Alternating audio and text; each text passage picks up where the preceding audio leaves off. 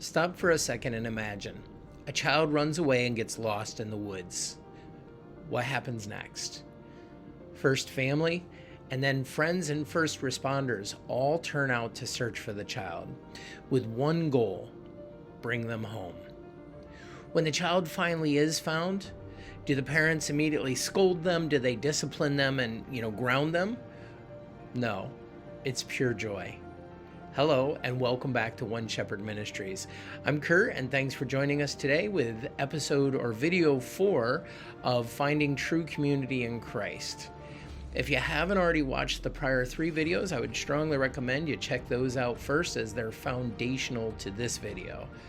Also, please take a second, hit that subscribe button and the notification bell below. That way you don't miss out on any of our future videos or scripture readings. So when a brother or sister in Christ drifts from the truth into sin, how do we handle it?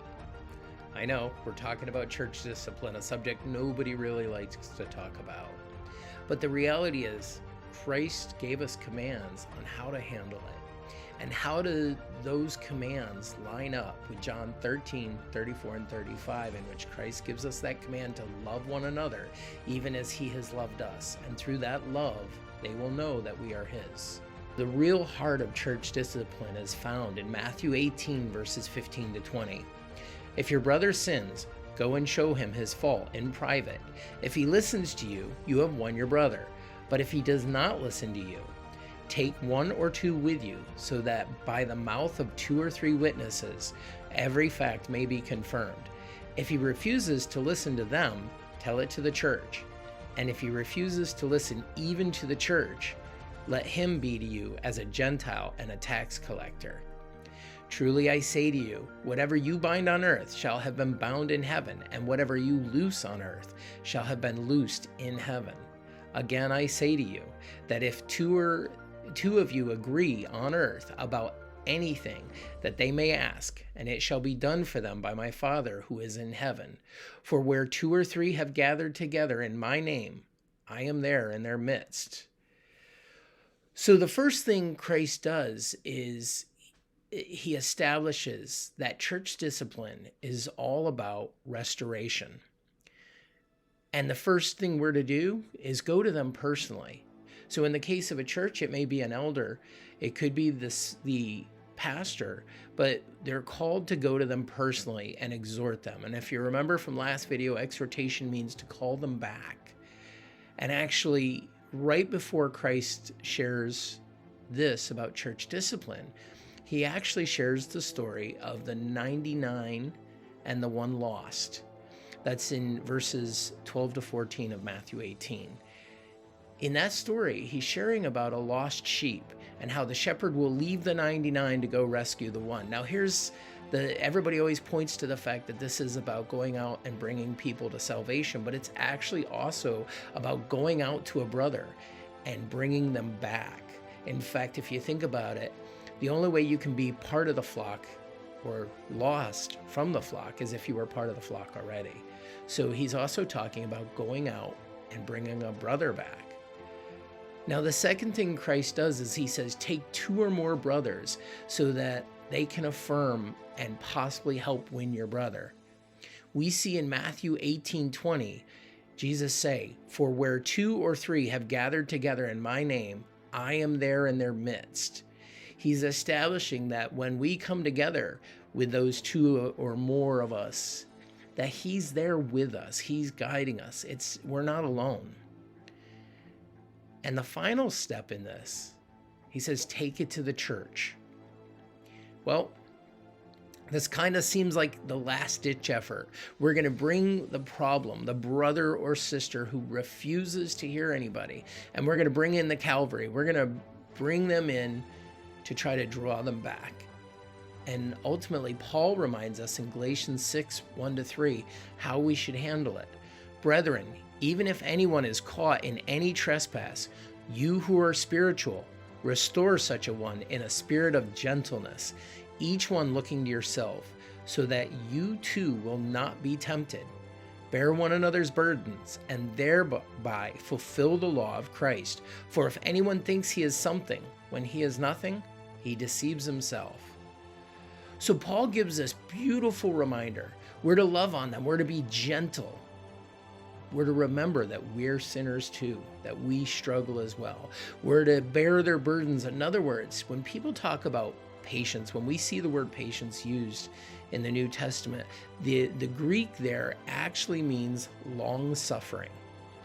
So when it says bear one another's burdens, we're to be patient and long suffering with that person, always seeking to draw them back. And then he says, the final step, he says, treat them, if they won't accept any correction, treat them like a Gentile or a tax collector. I hear a lot of people, because of some other scripture, say that this means cast them out, don't associate with them, don't talk to them. Well, I'll grant you, it does suggest that we should not go associate and just hang out and party with them like there's nothing wrong. But instead, he said, Jesus uses the language, treat them like a Gentile or a tax collector. Well, how did Jesus handle tax collectors? So the first thing he did, we see this in Matthew 9, verses 12 to 13. We see the example of Matthew, who wrote the Gospel of Matthew. He was a tax collector. What did Jesus do? He called him to repent and to come to him and to believe in him. And then very quickly in Matthew 9, we see that Jesus sat down and he dined with Matthew's friends who were tax collectors and other, terrible people in the Jewish view of things. And he was calling them. He was trying to draw them to him. And when the Pharisees called him out about sitting down with those tax collectors, in Matthew 9, 12 to 13, we see how Jesus responded to the Pharisees' challenge. But when Jesus heard this, he said, "It is not those who are healthy who need a physician, but those who are sick. But go and learn what this means. I desire compassion and not sacrifice, for I did not come to call the righteous, but sinners." This is a spot-on restatement of Jesus' command to love one another. He says, these people need help. I came to rescue them, to help them, to call them back to God.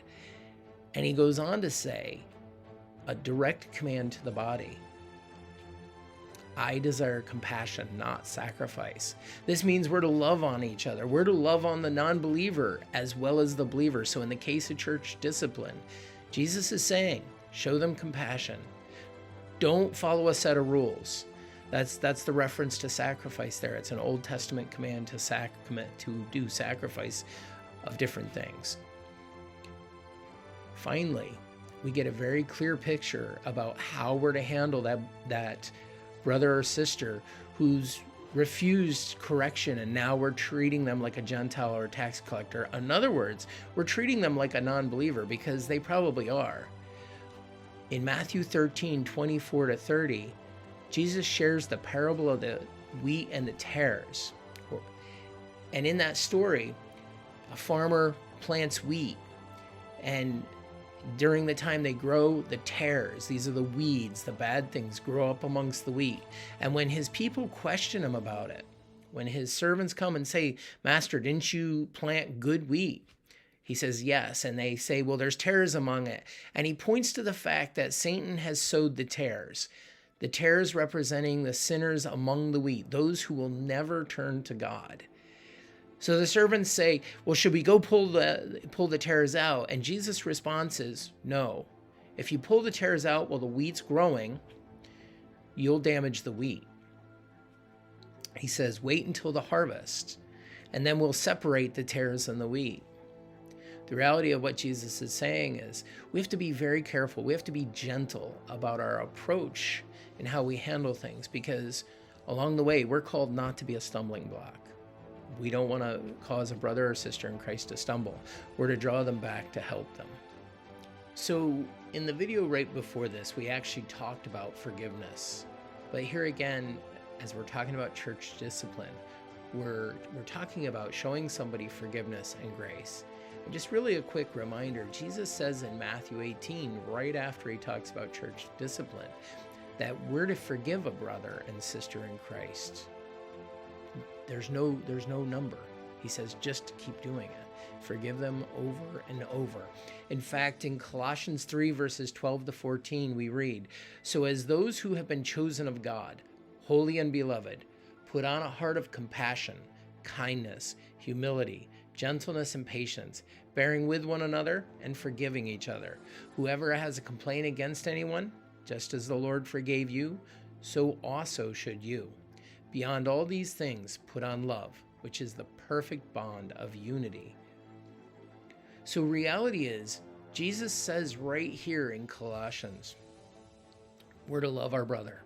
We're to forgive them. Notice that forgiveness is not contingent upon them turning away from their sin, turning away from the thing they've done, repenting. It says to forgive them, period.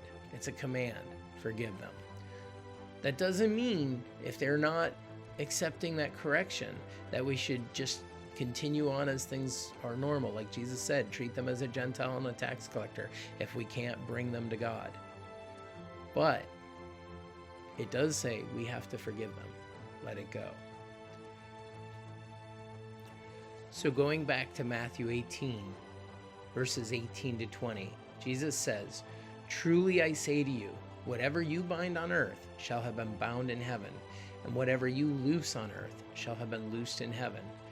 Again, I say to you that if two of you agree on earth about anything that they may ask, it shall be done for them by my Father who is in heaven. For where two or three are gathered together in my name, I am there in their midst." So Jesus is pointing to a couple things here. The first one is that anytime believers come together, he's there with them. So they're not alone. But he's reminding them, when I say they're not alone, he's specifically reminding them here when they're dealing with that difficult issue of trying to bring a brother or sister back in Christ. Because when we're mired in our sin, we don't always want to hear people telling us what we're doing wrong. Even if they're doing it lovingly, we don't take that correction well. So these situations can get very hurtful, very frustrating, very stressful. Jesus is saying, hey, you're not alone, I'm with you. Not only is he with us, but he's going to affirm the things we do because we're going to be led by the Holy Spirit as we go through that. Of course, we need to make sure we stop, we pray, we study scripture, we listen. It's not a rush. We don't have to get through church discipline overnight. We have to take it in steps. We need to allow room for God to work both within us and within the other person. And that's the reality, God's presence. He's going to affirm the things we do and bind them. So if we're reaching out to a brother or sister in Christ in a loving way, in a gentle way, with compassion, we're more likely when the harvest comes to have called that brother or sister back than if we just hammer them, cast them out, and we're done with them. Don't care. Got to follow the rules. So remember, we need to call them back. We need to do it in love and try to bring them to us. Wrapping this up, the reality is church discipline is not about punishment and following a set of rules. It's about restoring a brother or sister in Christ, even if that means we never see the benefit of it, but at the end of time when Jesus calls us, they turn to him. Guys, I'd love to hear your feedback on this. If you have any comments, any questions, please put them in the box below. Also, as I always tell you, check anything you hear, anything you read against Scripture.